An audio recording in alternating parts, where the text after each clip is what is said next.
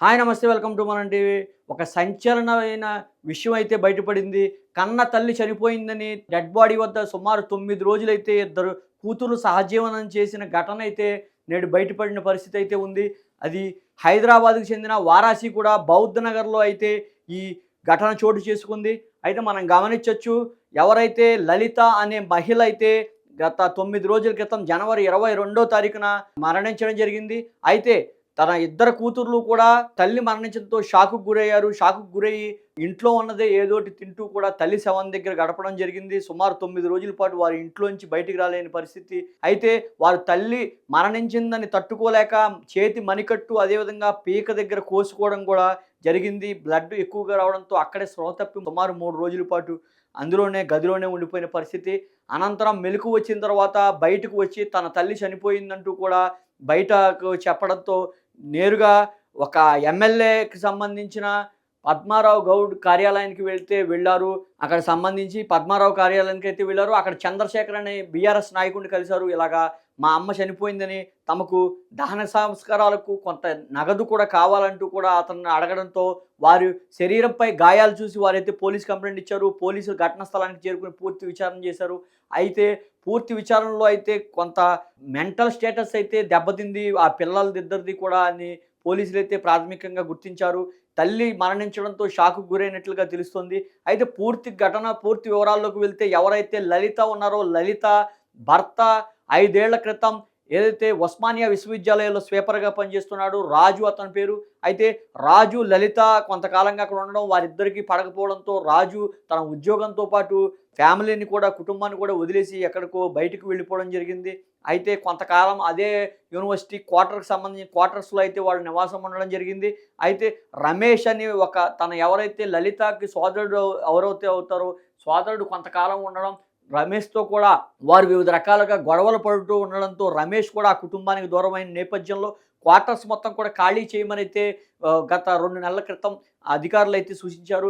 ఈ క్రమంలో వారు వారాసి కూడా బౌద్ధ నగర్‌లో ఒక ఇంట్లో 3rd ఫ్లోర్‌లో అయితే అద్దెకు తీసుకోవడం జరిగింది. అయితే వారు ఉదయం నుంచి కూడా బయటికి ఎప్పుడూ రారని, తలుపులు వేసుకొని లోపలే ఉంటారని, 2 కుక్కలు పెంచుతున్నారని, కుక్కలను కూడా కనీసం బయటకు తీసుకురారని, వారి మెంటల్ స్టేబిలిటీ సరిగ్గా లేదని, ఎవరో భైరవకు సంబంధించిన ఏవో పూజలు అవి చేస్తూ ఉంటారని, సంబంధించిన అందుకని కుక్కల్ని పెంచడం, దాన్ని కనీసం వాటి సహజసిద్ధంగా ఏదైతే నేచురల్ కాల్స్ ఉంటాయో కుక్కలకు కూడా, ఆటిలికి కూడా కనీసం బయటికి తీసుకురాకుండా లోపలే బంధిస్తూ ఉంటారని కూడా ఆ ఇంటి యజమానులైతే చెప్పడం జరిగింది. అయితే ఎవరైతే ఆ ఇద్దరు కూతుర్లు ఉన్నారో, లలితకు ఇద్దరు కూతుర్లు ఉన్నారో, ఒకరు రవల్లిక, మరొకరు యశస్విని. ఈ రవల్లిక వచ్చేసి ఒక ఈవెంట్ మేనేజ్మెంట్ దాంట్లో ఉద్యోగం చేస్తున్నారు. అదేవిధంగా యశస్విని వచ్చి బట్టల షాపులో, దుకాణంలో అయితే పనిచేస్తున్న పరిస్థితి అయితే ఉంది. అయితే ఏ రోజైతే క్వార్టర్స్ నుంచి బయటకు వచ్చారో అప్పటి నుంచి కూడా పూర్తిగా అద్దె కూడా చెల్లించలేదంటూ కూడా యజమానులు అయితే చెప్పడం జరుగుతుంది. వారి మానసిక స్థితి సరిగ్గా లేదంటూ కూడా చెప్పడం జరుగుతుంది. అయితే ఈ క్రమంలో ఏదైతే యశస్విని, రవల్లిక ఎవరైతే ఉన్నారో వారిద్దరూ కూడా పోలీసులైతే పూర్తి విచారణ చేస్తున్నారు. తల్లి మరణించడంతో వారు షాకుకు గురయ్యి అక్కడే ఉండిపోవడం జరిగింది. ఆ క్రమంలోనే మణికట్టు, అదేవిధంగా గొంతు కోసుకోవడం జరిగిందంటూ కూడా పోలీసులు చెప్పడం జరుగుతుంది.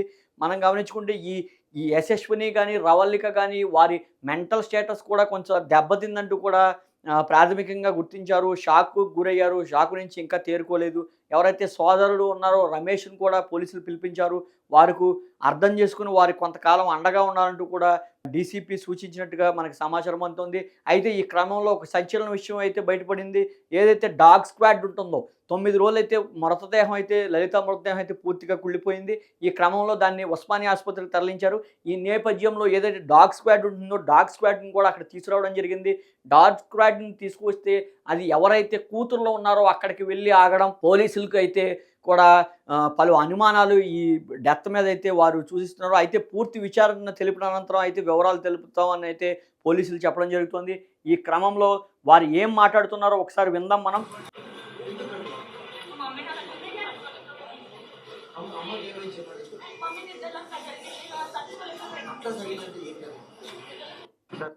మమ్మీకి నిద్దట్లో అట్లా జరిగింది, మేము తట్టుకోలేకపోయామంటూ వారు చెప్తున్నారు. స్థానికులు ఒకసారి వాళ్ళు ఏమంటున్నారో, ఇంటి యజమాని ఎవరైతే ఉన్నారో ఆవిడ ఏమంటున్నారో మనం కూడా ఒక్కసారి తెలుసుకునే ప్రయత్నం చేద్దాం. ఆమె ఏజ్ ఎంత ఉంటుంది మేడం? ఏజ్ నాకు తెలియదు. 45 ప్లస్ లలిత. ఆ ఆ. 45 ప్లస్ మహిళకైతే లలితకు 45+ ఉంటాయని చెప్తున్నారు. వైఫ్ అండ్ 2 daughters అంటే మదర్ 2 daughters. డాటర్స్ పేరు రేణుక, ఇంకొక ఆమె పేరు తెలియదు నాకు. మీరండి బిల్డింగ్ ఓనర్స్ Building నేను owners. మా డాటర్. అసలు మీ ఎట్లా బయట విషయం ఎట్లా వచ్చింది? ఏ 2 months ఇప్పుడు వీళ్ళు పోయి వీళ్ళే పోలీస్ కి చెప్పినారంట మా మదర్ చనిపోయిందని. 2 కుక్కలు వాళ్ళు డోర్లే తీయరు కుక్కలు ఒకటే వస్తుంటాయి. ఇప్పుడు డాగ్లు ఎందుకు పెంచుకున్నారంటే కైల భారవ శంకరుడు అని నమ్ముతారు. సైకో ఉందండి వాళ్ళ శంకర్ ఆ శంకర్ వాళ్ళైతే కాలభైరవ అదేవిధంగా శంకరను నమ్ముతారు.